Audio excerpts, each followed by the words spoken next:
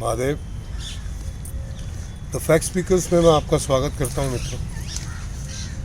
जितने भी मेरे इस परिवार के सदस्य हैं 2400, उनसे उनका कोटि कोटि अभिनंदन है और आपसे निवेदन है कि जितने भी लोगों को जोड़ सकते हैं जोड़िए। प्लीज़ सब्सक्राइब कीजिए, शेयर कीजिए, कमेंट कीजिए और कंट्रीब्यूट ज़रूर कीजिए। आज जिस विषय पे हम बात करने वाले हैं कि ये जो बिहार सरकार ने ये जातियों की गणना जो सार्वजनिक की है उसमें ये अंग्रेज़ों के द्वारा चलाया हुआ चक्कर है। ये पहले हमारे यहाँ जातियाँ क्या होती थी, जो कुंभ बनाने का काम करे घड़े, क्योंकि पानी पीने का सबसे बड़ा जो हमारा बर्तन रहता था उसको कुंभ बोलते थे, घड़ा। घर में मिट्टी के बर्तनों का उपयोग होता था, खाना मिट्टी के बर्तनों में बनता था। तो जो कुंभ बनाने का काम करे वो कुम्हार, ये उसकी जाति नहीं थी, ये उसका काम था। तो अरे यार वो यहाँ पे कुम्हार कौन है, तो इससे पता चल जाता था कि कुंभ बनाने का काम फलाना व्यक्ति करता है, रामलाल जी कुम्हार है जी। जो नृत्य का काम करे वो नर्तक, जो संगीत विशेषज्ञ हो वो संगीतज्ञ, गायक जो गाए। ये जातियां थोड़ी थी। सत्यानाश अंग्रेजों ने किया, क्योंकि जब कोल्हापुर के महाराजा जिन्होंने पहला ऐसा जातिगत सर्वे करवाया था, क्यों करवाया था उसके पीछे का कारण ये था कि ये जो ईसाई मिशनरीज हैं ये हिंदुओं को प्रलोभन देके ज़बरदस्ती प्रताड़ित करके ईसाई बनाने का काम कर रहे थे। उसे रोकने के लिए महाराजा कोल्हापुर ने ये एक प्रयास शुरू किया था और उन्होंने उनको उस तरीके से जो है कि भी ये मेरी प्रजा इतनी हिंदू है, इनको मुझे ये संरक्षण देना है। अंग्रेज अपनी उस नीति में कामयाब नहीं हुए तो उन्होंने पूरे हिंदुस्तान का ही जाति सर्वेक्षण करवा दिया और ये जो जातियां नहीं थी उनको जातियों में जो है प्रतिलिपि उनकी बना दी, रिकॉर्ड में इनको जातियां दिखा दी।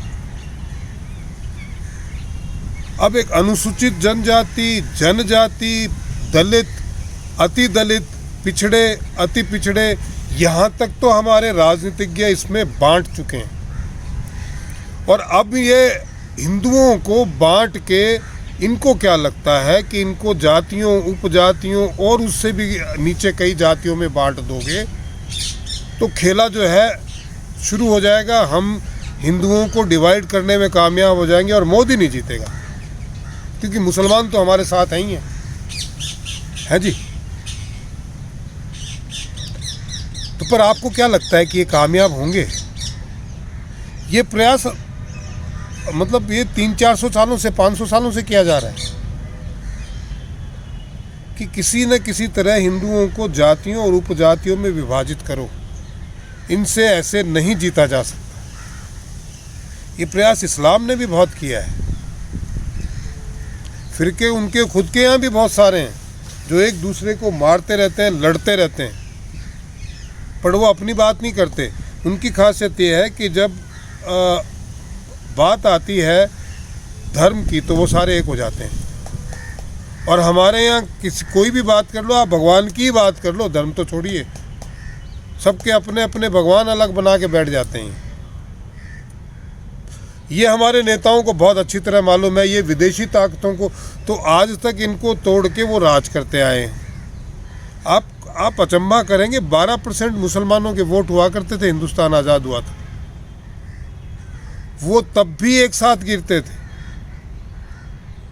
नेहरू की पार्टी को हिंदुओं की पार्टी बोला जाता था, वोट मुसलमानों के मिलते थे आज़ादी के बाद। एक साथ वोट डालते थे और वो 12% की वजह से ये राज करते आए, क्योंकि हम डिवाइडेड थे। आज फिर इन्होंने बिहार में ये नया सोचा छोड़ दिया है कि भैया ये अब आ गया है, जातियों की जनगणना आ गई है, अब हम बोलेंगे जिसकी जिसकी संख्या भारी उतनी उसकी हिस्सेदारी। और प्रधानमंत्री मोदी ने अच्छे से लपेटा उतरा ये छत्तीसगढ़ में, बस्तर में, कि भाई हिस्सेदारी तो इस जनसंख्या के आधार पे आप बात कर रहे हैं तो हिंदुओं की 85% है। तो फिर आप ये क्यों कहते हैं मनमोहन सिंह जी कि भैया देश के संसाधनों पे मुसलमानों का पहला हक है? फिर ये बराबरी की बात क्यों करते हो कि इनको बराबरी का हक मिलना चाहिए? तुम ही तो कह रहे हो जिसकी जितनी हिस्सेदारी, जितनी जिसकी संख्या भारी उतनी उसकी हिस्सेदारी। चक्कर तो यही चलाया था इन्होंने। और हर जगह ये ओबीसी की बात कर रहे थे, ओबीसी की बात कर रहे थे, ओबीसी की बात कर रहे हैं।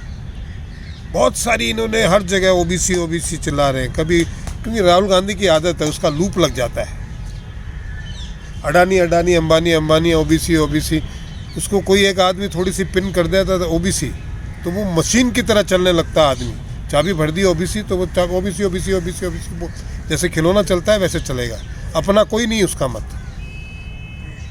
बट प्रधानमंत्री मोदी जो है वो कच्चे खिलाड़ी तो है नहीं भाई। कच्चे खिलाड़ी होते तो ये कभी का खा जाते उसको। उन्होंने आने वाले समय में जो रोहिणी कमीशन की रिपोर्ट है वो सार्वजनिक हो जाएगी, लागू हो जाएगी। जो इन्होंने 2016 में रोहिणी कमीशन को बैठाया था कि भैया ये ओबीसी में जितनी भी जातियां हैं इनकी व्यवस्था की जाए, 2-4 जातियां ही जो है वो आरक्षण का लाभ ले रही है। तो इसलिए अब वो लागू हो जाने के बाद में ये बिल्कुल 0 सन्नाटा, चुप। तो जो बचे खुचे भी ओबीसी के वोट जो इनको जाते हैं वो ना जाते भाई। ऐसा इनको धोबी पछाड़ जिसको बोलते हैं ना, फिर ये जो जनगणना फिर मोदी जी कहेंगे। 2011 में इन्होंने जो जनगणना करवा के रखी थी, 2013 तक इनकी सरकार थी, इन्होंने सार्वजनिक नहीं किया उसको। 4147 जातियां थी जब हिंदुस्तान की पहली जनगणना हुई। और इन्होंने जो 2011 में जो जनगणना की है उसके अंदर भैया 46 लाख जातियां हो गई हैं।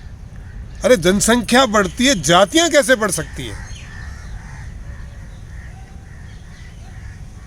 मुझे समझ में नहीं आई ये बात।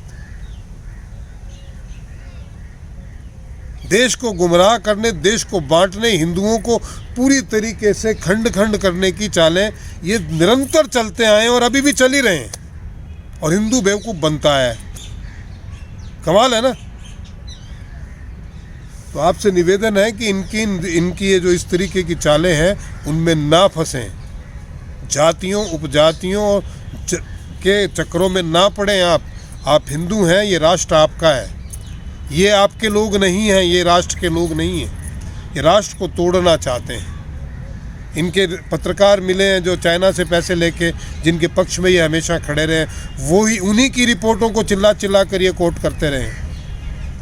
तो सावधान हो जाइए, बड़ा षड्यंत्र है। आज के वीडियो में इतना ही। आशा आपको पसंद आया होगा। प्लीज़ सब्सक्राइब कीजिए, शेयर कीजिए, कमेंट कीजिए और जितना हो सकता है कंट्रीब्यूट ज़रूर कीजिएगा। महादेव।